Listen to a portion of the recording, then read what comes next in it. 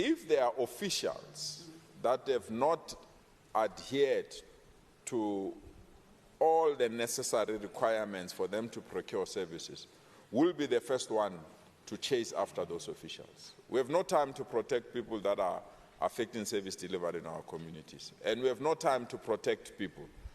Can Honourable Mulder please read the first question to the Premier? Thank you. Thank you, Honourable Chair of Chairs. My question to the Honourable Premier regarding the state of water-related infrastructure of metros and municipalities in Gauteng. Considering the poor state of water infrastructure in general and specific the water distribution network and water treatment works of municipalities and metros in Gauteng, and with the loss of 40% of clean water provided by the Rand Water due to poor maintenance, pollution of water resources through neglect, and poor maintenance of water treatment works, and the money owed to Rand Water by municipalities, excluding the 3 metros, amount to 7.3 billion rand, can the Honourable Premier indicate to the House if there will be any consequences where poor governance is found by the executive, municipal managers, and other designated officials who were responsible for planning and maintenance and in charge of operations during the time of decay? If yes, kindly indicate if the Honourable Premier will consider appointing special investigating units or similar measures to investigate the root causes for the decay of water infrastructure and pollution of valuable and scarce water resources in the province, with appropriate consequences for the neglect. And if not, can the Honourable Premier indicate to the House why not? Thank you, Honourable House Chair. Honourable MEC, Premier Thanks so Lesufi, much, will you please reply to the question? Thanks so much, Chair of Chair. Thanks so much, Honourable Member F.J. Mulder and the House at large. The mandate of the Department of Water and Sanitation, as set out in the National Water Act of 1998 and the Water Services Act of 1997, is to ensure that the country's water resources are protected, managed, used, developed, conserved, and controlled by regulating and supporting the delivery of effective water supply and sanitation. The Department executes this mandate in collaboration with other spheres of government, in particular, and this is very important, Honourable Mulder, in particular, municipalities and water authorities. Unfortunately, as the provincial government, we don't have a major role to play, but we can't fold our arms when our citizens are going through difficulties of water shortages. And the demand for water in Gauteng has grown rapidly, largely to population expansion, and the Department of Water and Sanitation planners anticipated this growth, and it was within this context that the Lesotho Highlands Water Project was put in place. Municipal demand for treated water from Rand Water has also exceeded the available supply. The demand and supply relationship, it's key for treated water in here in Gauteng, and it's very tight, and the system is vulnerable, and there might be some serious disruption if we don't intervene or do something urgently.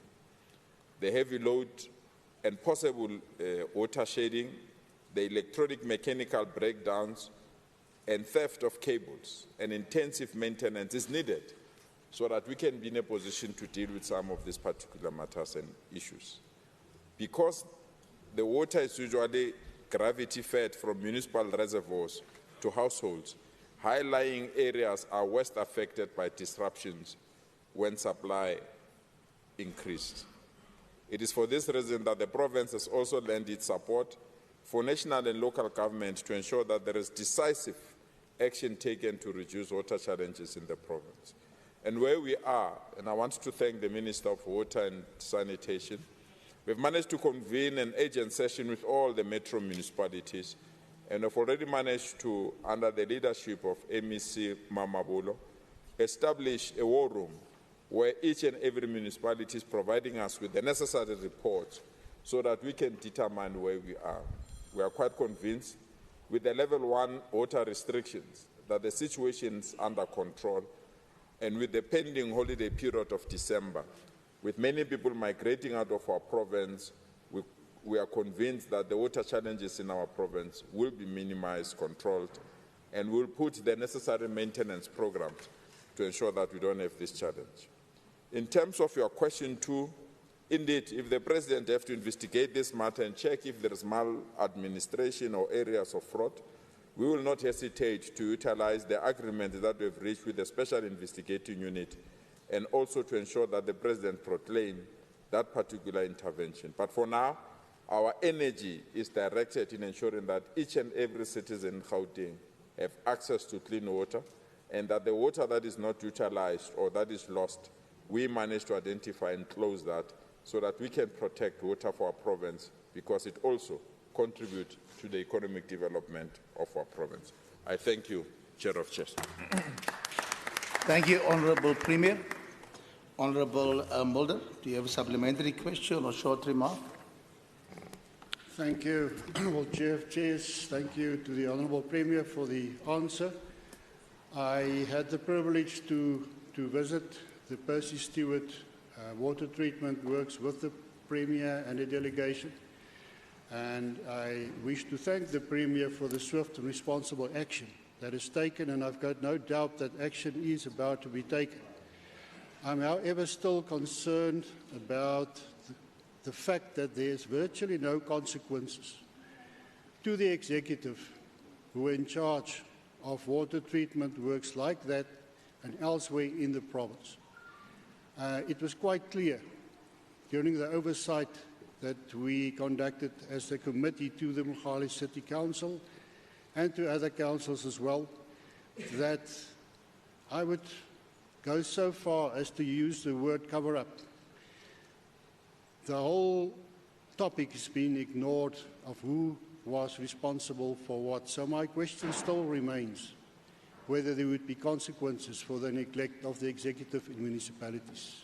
Thank you, Honourable House Chair. Thank you, Honourable Mulder. Let me ask the House, is there any member that want to do a short remark or question? Thank you, Honourable members.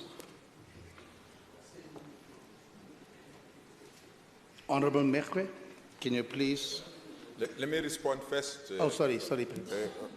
Honourable Mulder, thank you so much. I share your frustration and your pain concerning that Kruger's Law water waste plant. It's indeed a disaster. And within that context, I've had lengthy discussion with the Minister of Water, because we need 128 million rands to restore that water treatment plant. And with the assistance of MEC Mamabul, we really believe that we've made progress. If there are officials that have not adhered to all the necessary requirements for them to procure services, we'll be the first one to chase after those officials. We have no time to protect people that are affecting service delivery in our communities, and we have no time to protect people. That is why I say, if we have evidence and that evidence is presented to us, we are the only province that have signed a special agreement with the SIU. We don't have to wait for the President to proclaim.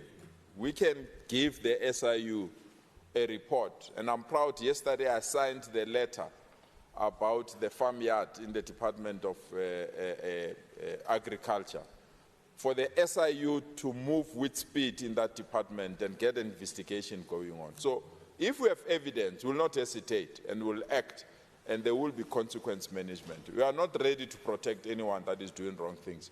We are ready to protect service delivery in our province. Thank you so much, President.